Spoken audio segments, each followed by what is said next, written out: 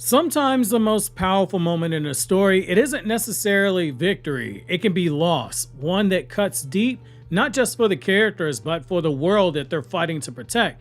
Boruto Two Blue Vortex Chapter 22. As of this recording, it is building towards potentially something tragic. And it honestly needs to, because if Jura, now that he's on the battlefield, according to the promotional spoilers that we got, if he doesn't just kill one of Gaara's rescuers, specifically Araya, then the story, it risks missing a crucial opportunity to break Boruto and mold him into something stronger. Join me in today's newest Naruto Explained video, where we're going to be taking a deep dive and making the argument for why Jura, the terrifying new Shinji menace, should kill Araya in Boruto Two Blue Vortex Chapter 22. We'll explore why Ryu killing Yodo was the first crack in that armor, but why Araya's death needs to be the emotional trigger that changes everything for Boruto, Gaara, and especially Shinki. We'll also be touching on the themes of loss and despair and what it means when a dream dies unfinished. Also, before we get into it, quick reminder, the chapter review, depending on when the spoilers drop, will either be out on the day of the official release, which is the 20th, or it may be 1 to 2 days after. Just depends on when we get the leaks. If they drop Friday night or Friday morning, then I likely won't be able to record the review until Saturday. So you may or may not get the review on Tuesday when the chapter drops. Also, if you haven't already, make sure to check out the new videos from my Everything One Piece Explained channel and from my Anime Explained channel, where on that channel I talk about non-Naruto content. Now, let's get right into it. So the stakes definitely raised with Yodo's death. That's where we have to start. When Ryu used her as a puppet in Chapter 21, it was brutal, but her accidental death in Chapter 20 and being confirmed in Chapter 21, it was a young shinobi being reduced to a tool, and it was more than just a shock value moment. It served a narrative purpose. She ironically was a tool needed to get Sarada from point A to point B, and it was also to remind readers that in the world of Boruto, Boruto isn't truly safe, and neither are the people he's trying to protect. The next generation, they can die. And you might say, hey, that's not fair. And guess what? Yodo's death, while it's tragic and it doesn't quite hit the emotional peak it needed to happen, but you might be asking, hey, why is that the case? Well, first of all, her character hadn't really been explored deeply since the tuning exams. To most readers, she was a side character, yet her death was important. But it's just the beginning. I liken what happened to Yodo very similar to what happened with Asuma. We barely saw Asuma in Naruto's manga. Most of what you saw in the anime was basically filler, but in the manga, it served its purpose, and so too did Yodo's dying do the same thing. We got hints at things that she was leaving left behind, words left unsaid, and that's why the death is important and why it's also the beginning. The real impact comes from what happens next. That brings us over to Araya, someone who had a crush on Yodo. So Araya is different. He, like Yodo's, not a major character, but he also represents something bigger: legacy, brotherhood, and responsibility. He and Yodo, they weren't just Gaara's students, they were also Shinki's teammates. They were a family.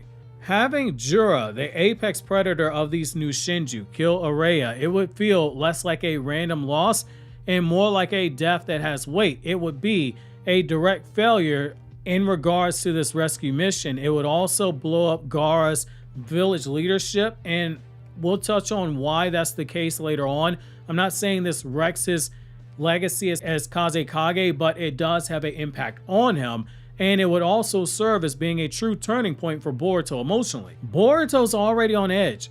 He's lost his father and his mother against his will because of what Kawaki did.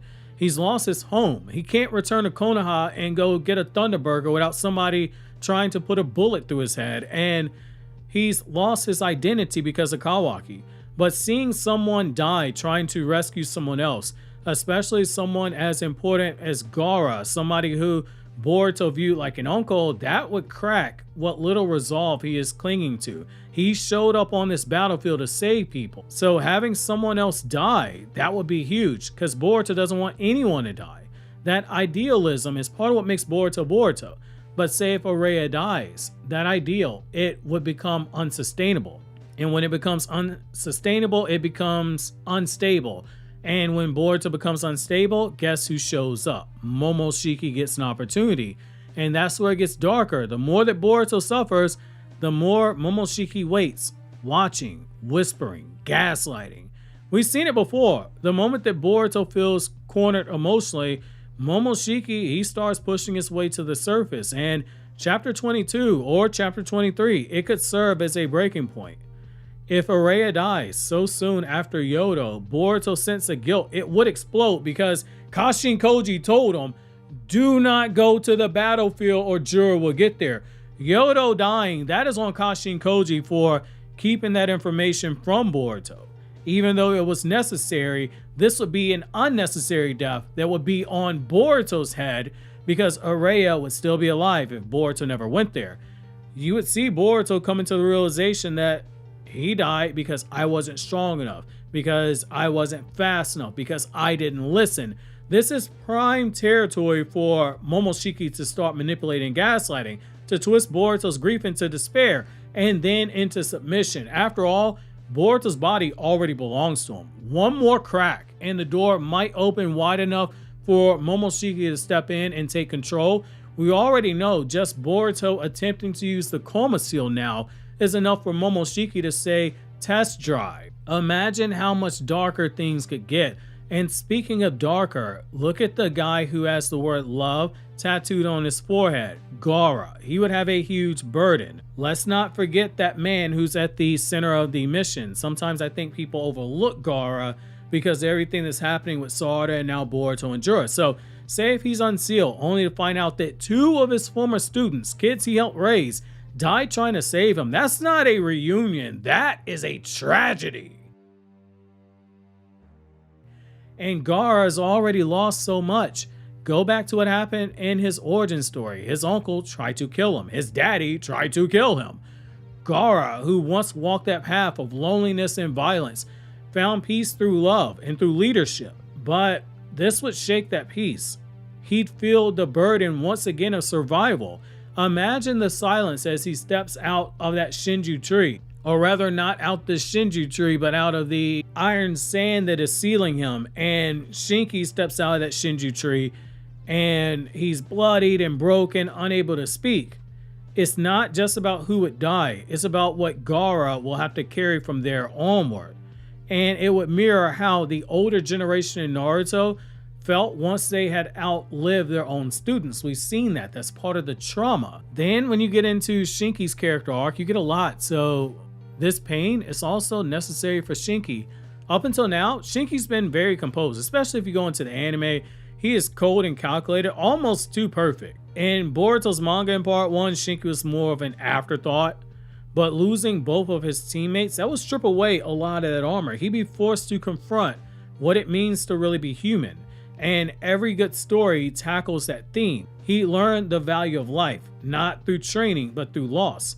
And that's where true growth happens. And look no further than how Naruto was able to grow after Jiraiya's death, Shikamaru after the death of Asuma, and then after the death of his father, Ino after the death of her father. The kind of suffering that a character like that endures, it forces the next generation to mature, especially members of the next generation who are supposed to be poised to become pillars in the village later on when they become adults. And in a story like Boruto, where you have new threats and rewriting the rules of power, Shinki needs a defining trauma to forge him into a real leader, not a prodigy, but in the aspect that he would just be a person, something that was missing from him in the manga up until now. That was the whole purpose of that flashback we got a couple of chapters ago.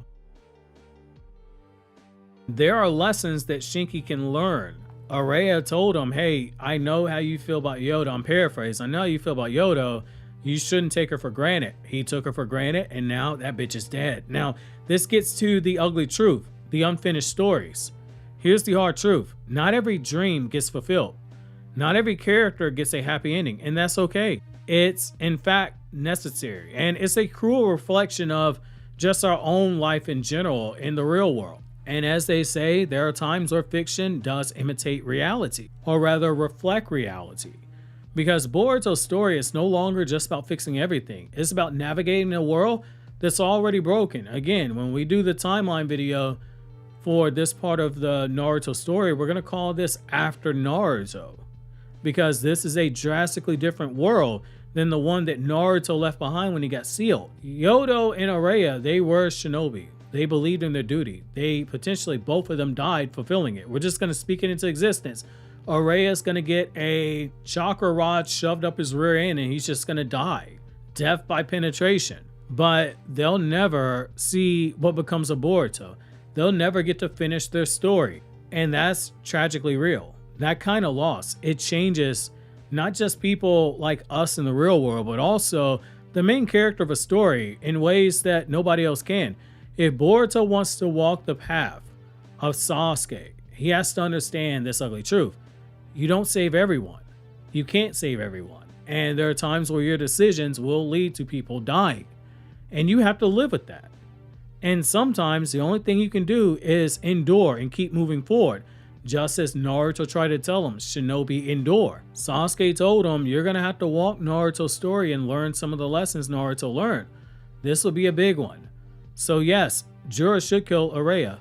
Not just because I don't like the character. I'm indifferent towards the character, but I've seen people say that they think I hate the character, which offering criticism doesn't mean I hate any character or any plot point or in general, but I do feel like the story does need this. Just as I said, hey, Yodo needs to die, and I wasn't sure Ikimoto had the balls to do it, I'm glad that he did. Now, take it a step further.